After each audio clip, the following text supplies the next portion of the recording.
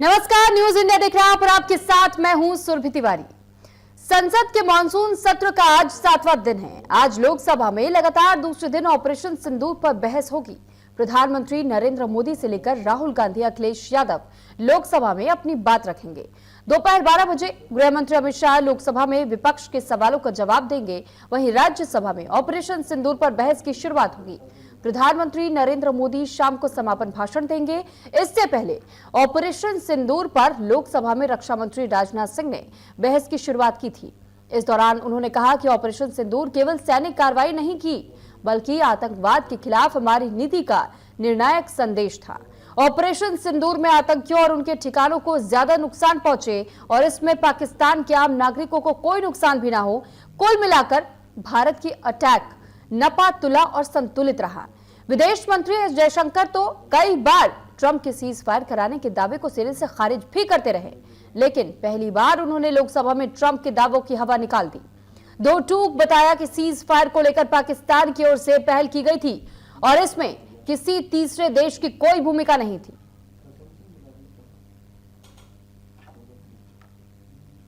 गलत ना होने पाए, फिगर इससे बहुत अधिक है। 100 से अधिक आतंकवादी, उनके ट्रेनर, उनके प्रशिक्षक, उनके हैंडलर लश्कर-ए-तोयबा और हिजबुल मुजाहिदीन जैसे आतंकवादी संगठनों से संबंधित थे। ये वही आतंकी संगठन हैं जिन्होंने पाकिस्तान की सेना और आईएसआई का, जिन्हें खुला समर्थन प्राप्त है, अध्यक्षों को। Pakistan was ready to cease the fighting. Our position was, if Pakistan was ready, we needed to get this as a request from the Pakistani side through the DGMO channel. That is exactly how that request came. At no stage in any conversation with the United States was there any linkage with trade and what was going on. There was no call between the Prime Minister and President Trump from the 22nd of April, when President Trump called up to convey his sympathy, and the 17th of June, when he called up Prime Minister in Canada to explain why he could not meet. तो दूसरी ओर विपक्ष ने कई कड़े सवाल सरकार से पूछे हैं। विपक्ष की ओर से गौरव गोगोई ने लोकसभा में सरकार से सवाल पूछा। गौरव गोगोई ने सरकार से पूछा कि देश जानना चाहता है कि 5 आतंकवादी आखिर कैसे घुसे। विपक्ष जब साथ था तो अचानक युद्ध विराम क्यों हुआ। वहीं असदुद्दीन ओवैसी ने क्रिकेट का मुद्दा भी उठाया कि जब खून और पानी एक साथ नहीं बह सकता तो फिर क्रिकेट क्यों खेला जा रहा है। सुनाते आपको।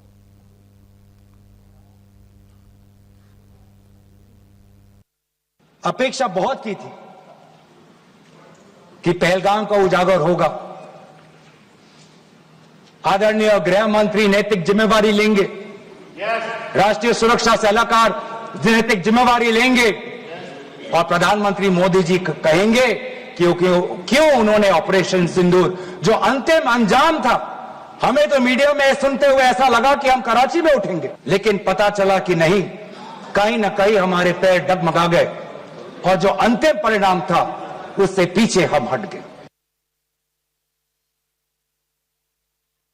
जिन इंसानों को बैसारा की वादी में मारा गया था, क्या आपका जमीर इस बात की इजाजत देता है कि आप ट्रेड बंद कर दिए, पाकिस्तान का एयरक्राफ्ट हमारे एयर स्पेस में नहीं आ सकता, उनकी कश्ती हमारे पानी में नहीं आ सकती, ट्रेड खत्म हो चुका है, डायरेक्ट इनडायरेक्टेड। आपका जमीर जिंदा क्यों नहीं है? किस सूरत से आप पाकिस्तान से क्रिकेट मैच खेलेंगे जब हम पानी नहीं दे रहे हैं? 80% पानी पाकिस्तान का हम रोक रहे हैं। ये कहकर के पानी और खून नहीं बहेगा, आप क्रिकेट मैच खेलेंगे? मैडम, मेरा जमीर तो गवारा नहीं करता कि मैं उस मैच को देखूंगा। क्या इस हुकूमत में इतनी हिम्मत है कि उन 25 मरने वालों को फोन करके कहे कि देखो हमने ऑपरेशन सिंदूर में बदला ले लिया, अब तुम पाकिस्तान का मैच देखो। तो पहले दिन जहां ऑपरेशन सिंदूर पर चर्चा के दौरान गहमागहमी देखने को मिली, तो चर्चा शुरू होने से पहले विपक्ष ने एसआईआर को लेकर भी हंगामा किया, जिसके बाद से लगातार 3 बार सदन की कार्रवाई स्थगित भी करनी पड़ गई। जब चर्चा की शुरुआत हुई तभी कश्मीर से ऐसी खबर आई कि जिसने पूरे देश को गौरवान्वित कर दिया। एक और जहां संसद के जरिए ऑपरेशन सिंदूर के बारे में बताया जा रहा था, सवाल पूछे जा रहे थे, जवाब दिए जा रहे थे, तो वहीं दूसरी ओर पहलगाम हमले के गुनहगारों को उसके अंजाम तक पहुंचाने का काम हमारे भारतीय सेना ने किया। श्रीनगर के दाचगम के सुरक्षा बलों के साथ मुठभेड़ में 3 पाकिस्तानी आतंकवादी मार गिराए गए। इनमें पहलगाम हमले का मुख्य आरोपी हाशिम मूसा भी शामिल बताया जा रहा था, जिसे सुरक्षा बलों ने ढेर कर दिया। सेना ने यह कार्रवाई ऑपरेशन महादेव के तहत की। बाकी 2 आतंकियों की पहचान जिब्रान और हमजा अफगानी के रूप में की गई है। जिब्रान 2024 के सोनमर्ग सुरंग प्रोजेक्ट पर हुए हमले में शामिल था। आज जब सदन में चर्चा होगी तब ऑपरेशन सिंदूर के साथ साथ ऑपरेशन महादेव की गूंज भी सदन में सुनाई देगी। तो देखिए, ऑपरेशन सिंदूर के बारे में तो आपने अब तक कई बातें सुनी, लेकिन ऑपरेशन महादेव के बारे में आज उम्मीद है कि जब गृह मंत्री अपनी बात रखेंगे तो फिर इस बारे में भी वो जानकारी जरूर देंगे, क्योंकि ऑपरेशन महादेव के तहत बताया गया है कि लगभग 96 दिन से ही इस पूरी प्लानिंग को अंजाम दिया गया था। और साथ ही सिर्फ इतना ही नहीं, इन 96 दिनों में यह तय किया गया कि लिडास जो इलाका आता है जम्मू कश्मीर के पहाड़ी इलाकों में, उनमें से माउंट हेड को चुना जाएगा, जिसका नाम पहले से माउंट महादेव है। माउंट महादेव खासतौर पर इस वजह से भी चर्चाओं में रहता है, उसे जाना जाता है क्योंकि उसे सबसे ज्यादा ट्रैकिंग पॉइंट के तौर पर भी देखा जाता है। और इसके अलावा वहां से 2 प्रमुख इलाके भी पाकिस्तान के भी नजर आते हैं।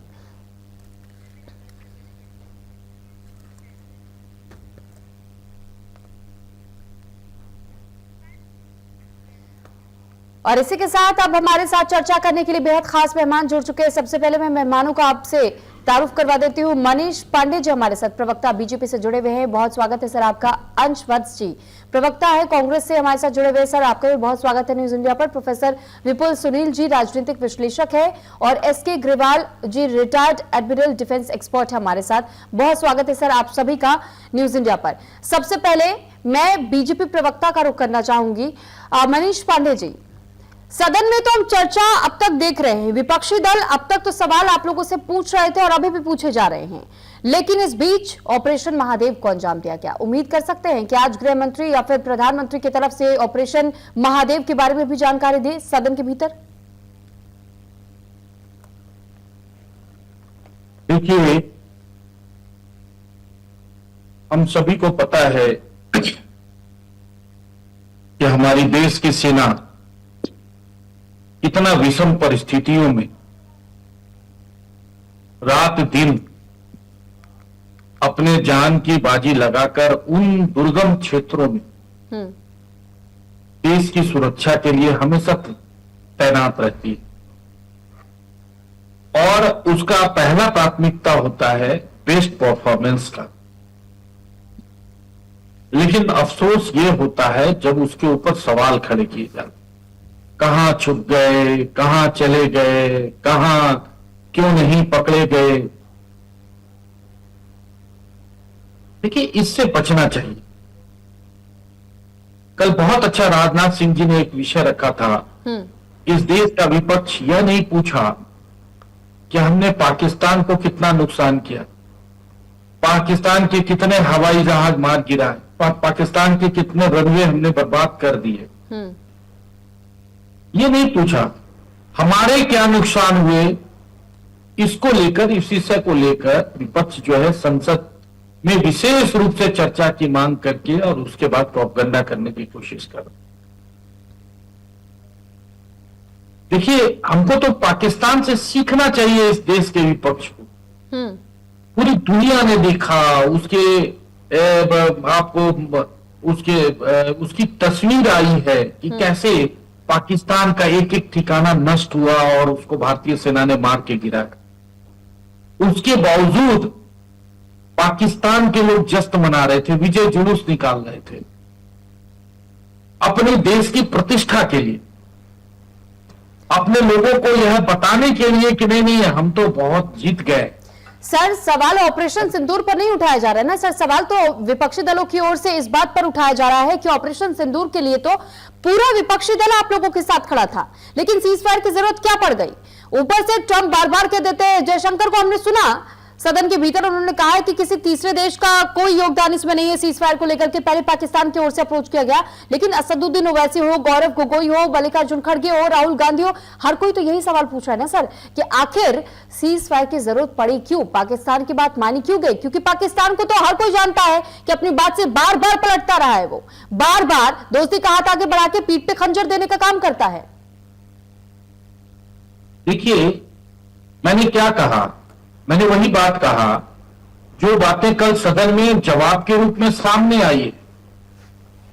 भाई ऐसा है कि एक बार नहीं कई बार हमारे सेना के अधिकारियों ने, जो जिम्मेवार लोग हैं, अब कल जब देश का विदेश मंत्री बयान एक बार दे दिया, रक्षा मंत्री का एक बार बयान आ गया शुरू में ही, अपने सबसे पहले उद्बोधन में जवाब पूरी तरीके से आ गया कि कहीं कुछ कोई नुकसान नहीं हुआ है, तो भी सवाल क्या उठाए जा रहे हैं? कौन से हवाई जहाज मार गिराए गए? जब विदेश मंत्री ने स्पष्ट रूप से कह दिया कि कोई वार्तालाप नहीं हुई उस दौरान में प्रधानमंत्री की और ट्रंप की, उसके बाद भी सवाल चर्चा में किए जा रहे हैं कि इतनी बार 26 बार, कोई कह रहा है 28 बार ट्रंप ने कहा। तो देखिए, मैंने इसलिए कहा कि यहां के विपक्ष को राष्ट्रभक्ति जो है ना, वो पाकिस्तान के नेताओं से सीखनी चाहिए। ठीक है मनीष, मैं तो उनको यही सलाह दूंगा कि कम से कम इतना लात जूता खाने के बाद भी, इतना नुकसान कराने के बाद भी विजय जुलूस निकाल लेते सिर्फ इसीलिए कि पाकिस्तान जिंदाबाद, पाकिस्तान जिंदाबाद। लेकिन हमारे देश का विपक्ष जो है, जो इतनी शानदार, और युद्ध की घोषणा हुई थी क्या, सीज फायर की बात कहां से थी? हमने तो जो टारगेट तय किए थे उनको मारने का, और ये बड़ा स्पष्ट था। ठीक है, प्रधानमंत्री जी ने बिहार के मधुबनी में कहा था। अंश वत्स जी प्रवक्ता कांग्रेस से भी हमारे साथ जुड़े हुए।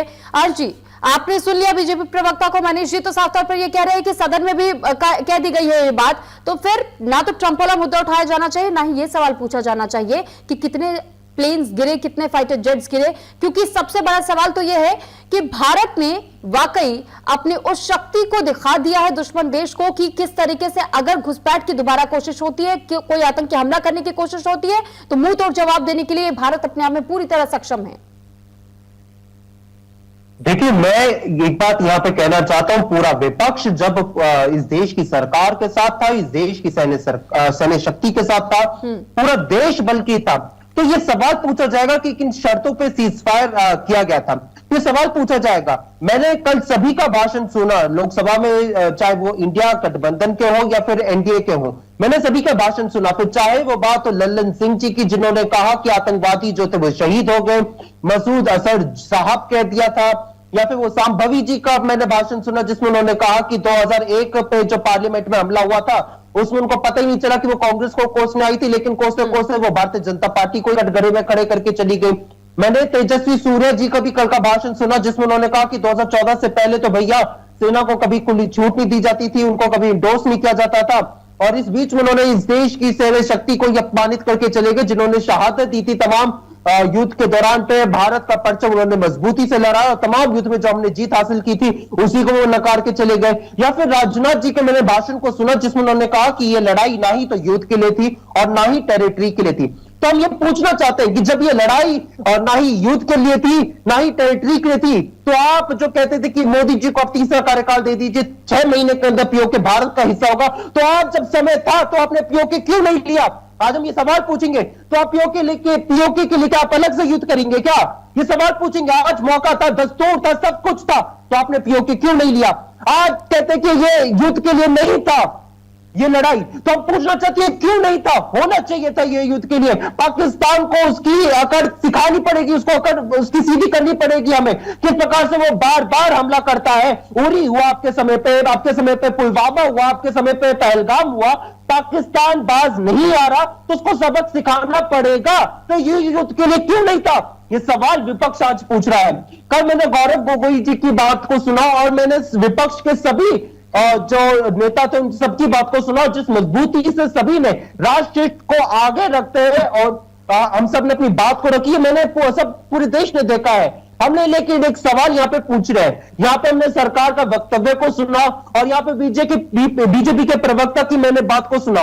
उन्होंने कहा कि कोई नुकसान नहीं हुआ, लेकिन यहाँ पे मैं पूछना चाहता हूं, अगर कोई नुकसान नहीं हुआ तो जो सीडीएस अनिल चौहान जी ने जो कहा था ब्लूमबर्ग को जब अपने इंटरव्यू देते हुए सिंगापुर में, तो उन्होंने ये कहा कि हमारे जेट्स गिरे, तो आज ये यहाँ पे क्यों नकार रहे हैं? आप हमारी सेना का मनोबल क्यों गिरा रहे हैं? मैं पूछना चाहता हूं कि जब ग्रुप कैप्टन शिव कुमार जी ने कहा था इंडोनेशिया में कि हम लोगों ने 21 टारगेट चुने थे लेकिन 9 हो गए, ये पूछना चाहेंगे कि आपकी कौन से पॉलिटिकल लिमिटेशंस के कारण ये 21 से 9 हो गए? ये सवाल आज विपक्ष आपसे पूछे, तो आप इस देश की सेना का मनोबल मत गिराइए, आप इस देश की सेना का मनोबल मत गिराइए। जब राहुल गांधी जी ने बार बार आपको इत्तला किया था कि चाइना जो है पाकिस्तान के साथ अगर जुड़ जाएगा तो भारत के लिए घातक होगा, तो वही बात लेफ्टिनेंट जनरल राहुल सिंह जी ने कहा कि पाकिस्तान तो सिर्फ फ्रंट पे था, पीछे से तो हम लोग युद्ध तो चाइना के साथ कर रहे थे। क्यों? क्योंकि चाइना पाकिस्तान की मदद कर रहा था।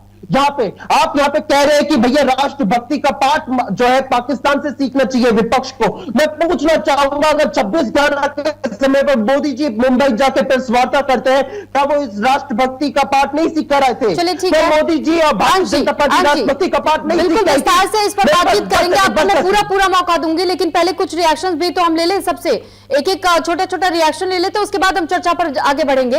राजनीतिक विश्लेषक भी एसके अग्रवाल जी हमारे साथ जुड़े हुए हैं, माफ कीजिएगा प्रोफेसर विपुल सुनील जी राजनीतिक विश्लेषक हमारे साथ जुड़े हुए हैं। सर, इस पर राजनीति जिस तरीके से हो रही है, क्या सेना को लेकर के इस तरीके की राजनीति की जानी सही है? क्योंकि हम एक तरफ देख रहे हैं ऑपरेशन महादेव को अंजाम दिया गया, ऑपरेशन सिंदूर को अंजाम दिया गया, इससे पहले भी कई ऑपरेशंस पे, चाहे कांग्रेस की सरकार रही, बीजेपी की सरकार रही। सर, सेना तो अपना काम कर रही है, सेना का तो यही काम है कि वो देश की रक्षा करेगी और साथ ही अगर आम जनता की सुरक्षा के लिए वो सरहदों पर डटी हुई है, तो इसको आधार नहीं बनाया जाना चाहिए राजनीति में उतरने के लिए या राजनीति करने के लिए। जी नमस्कार। बिल्कुल सुरभि जी, मैं सहमत हूं आपकी बात से। सेना पर कतई सवाल नहीं उठना चाहिए और सेना अपना काम कर रही है और भारतीय सेना दुनिया में जानी जाती है अपने मतलब जितने भी संसाधन है उन संसाधनों के साथ युद्ध लड़ने में हमेशा सफल रही है, इसलिए सेना पर तो सवाल नहीं बनता है। मैं लेकिन एक बात कहूंगा, इसमें आपकी बात के साथ जोड़ना चाहूंगा। अभी मनीष जी को मैं सुन रहा था, मनीष जी ने कहा कि लगातार सेना पे प्रश्न है। मुझे लगता है कि सरकार के नीतिगत फैसले पर अगर विपक्ष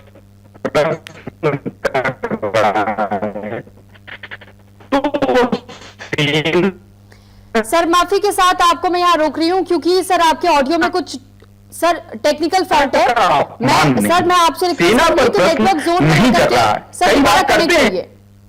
सर मैं लौटूंगी आपके पास क्योंकि कुछ टेक्निकल खामी है और इसी वजह से मुझे आपके पास उससे फिलहाल मुझे बढ़ना पड़ रहा है, मुझे दूसरे मेहमान पर जाना पड़ेगा। आपके पास मैं लौटूंगी। इस वक्त हमारे साथ एसके अग्रवाल जी भी जुड़े हुए हैं, डिफेंस एक्सपर्ट है और रिटायर्ड एडमिरल। एसके अग्रवाल जी, अब सवाल आपसे भी है डिफेंस को लेकर कि अगर डिफेंस सेक्टर को लेकर हम फोकस कर रहे हैं, हमारे रक्षा क्षेत्र को मजबूत करने की बात कर रहे हैं, लेकिन उसी रक्षा क्षेत्र को जब इस तरीके से लेकर के राजनीति की जाने लगे तो क्या सेना का मनोबल गिरेगा नहीं, टूटेगा नहीं? देखिए ऐसी बात है, पहली बात तो फौज इतनी अच्छी ट्रेन होती है कि उसके मनोबल पर इन राजनीतिक वार्ताओं का कोई ज्यादा असर नहीं पड़ता है। वो इससे एक तरह से इंसुलेटेड रहती है। हाँ, ज्यादा बातें होने से उनकी फैमिलीज पर असर पड़ता है, वो एक गलत बात है। पूरे देश के मनोबल पर असर पड़ता है। इस ऑपरेशन सिंदूर के दौरान सारे हमले एकदम सटीक थे। जो इन्होंने हमें एम्स दिए थे, मिलिट्री एम्स, सबके सब पूर्ण हुए थे। देखिए, हम इस चीज के ऊपर राजनीतिक बात कर सकते हैं। मैं राजनीतिज्ञ नहीं हूं और मैं ना ही किसी राजनीतिक दल से हूं। मैं एक बात कहना चाहूंगा कि कोई भी राष्ट्रीय हित में अगर फैसला लिया जाता है, चाहे वो सीज फायर का हो, उसमें कुछ चीजें ऐसी होती हैं जो कही जा सकती हैं, कुछ चीजें ऐसी होती हैं जो सरकार जानते हुए भी नहीं कह सकती है और इसके पीछे काफी कारण होंगे। जैसे कि इस लड़ाई के पीछे इससे आगे क्या हो सकता है, हमारे साथ कौन खड़ा है, कौन उनके साथ कौन खड़ा है, ये सब सरकार को ध्यान में रखना पड़ता है सीज फायर के लिए। उसी के बाद, और क्या हम चाहते हैं, क्या हम पिछले 70 साल में पाकिस्तान को तोड़ पाए? अगर हमारे हिंदुस्तानियों के काबू में होता तो पाकिस्तान बनता ही नहीं। पाकिस्तान देखिए, आप इतिहास पढ़िए, पाकिस्तान बनाया था गोरों ने अपने फायदे के लिए, ताकि वो इस भारत के इस भौगोलिक स्थान को वो अपने लिए यूज कर सकें। क्या ये अफगानिस्तान के लिए यूज नहीं हुआ? क्या अमेरिका नहीं चाहता था ये ईरान के लिए यूज हो? हमें समझना चाहिए कि ये सिर्फ हमारे बीच की लड़ाई नहीं है। अगर हमारे बीच की होती तो 1971 में भी हम पीओके ले सकते थे, जब हमारी इतनी भारी जीत हुई थी। हमने क्यों नहीं लिया? क्योंकि हमारे ऊपर कुछ ऐसा प्रेशर होगा जिससे हमने नहीं लिया। उस समय की सरकार ने वो फैसला नहीं लिया। अब इस सरकार ने ये फैसला नहीं लिया कि इस लड़ाई को खींचा जाए। ये हमें सरकार के ऊपर छोड़ देना चाहिए, क्योंकि कुछ ऐसी चीजें होती हैं जो अनकही ही अच्छी होती हैं। सर, लेकिन क्या आप मानते हैं कि सीज फायर करा करके गलत किया गया? क्योंकि कई आम लोगों का भी यही मत है और विपक्षी दल तो खैर इसको लेकर के सवाल उठा ही रहे हैं। देखिए, कोई भी डिसीजन होती है, हम उसको भावुक होकर के नहीं सोच सकते हैं। भावुकता एक राजनीतिक दल के लिए जरूरी होता है, क्योंकि भावुकता के ऊपर इलेक्शन लड़े जाते हैं हमारे देश में। लेकिन अगर कोई स्ट्रेटेजिक लेवल पर, सामरिक लेवल पर अगर कोई फैसला हुआ है, तो वो जरूरी होता है कि उसको हम माने। ठीक है सर। और ये इसमें जरूर कुछ ऐसी अनकही चीजें हैं जो हम नहीं जान रहे हैं। बिल्कुल ठीक है सर, लौटूंगी मैं आपके पास। एक बार फिर से प्रोफेसर विपुल सुनील जी का मैं रुक कर रही हूं। सर, आप अपनी बात पहले तो पूरी कर लीजिएगा, और साथ ही एक सवाल ये भी है कि क्योंकि जब युद्ध की हम बात करते हैं तो युद्ध में हमें ये भी समझना बहुत जरूरी होता है। आज हम स्थिति देख रहे हैं गाजा की, हमने सीरिया की स्थिति भी देखी है कि किस तरीके से लोग वहां पर परेशान हो रहे हैं। वो अपना जीवन गुजर बसर करने के लिए तक वो तड़प रहे हैं कि उन्हें एक वक्त का सही समय से खाना तो मिल जाए। युद्ध वो हालत कर देता है लोगों की। लेकिन फिर भी अगर ये उम्मीद लगाई जाए कि नहीं, पाकिस्तान के साथ तो युद्ध होना चाहिए था, तो सर नुकसान तो दोनों तरफ का होता। बिल्कुल सुरभ जी, मैं ऑडिबल हूँ? मैं ऑडिबल? जी बिल्कुल सर। जी, मैं जो बात कर रहा था उस बात को पूरा कर लेता हूं। पहले तो मैं कह रहा था कि मनीष जी को मैं सुन रहा था, भारतीय जनता पार्टी के प्रवक्ता जो हैं, आपके प्रश्न के बरक्स इस बात पे मैं ये कह सकता हूं कि अगर विपक्ष सरकार के किसी नीतिगत फैसले पर प्रश्न उठाता है तो उसे सेना के अपमान की तरफ नहीं लिया जाना चाहिए। दूसरी तरफ ये कि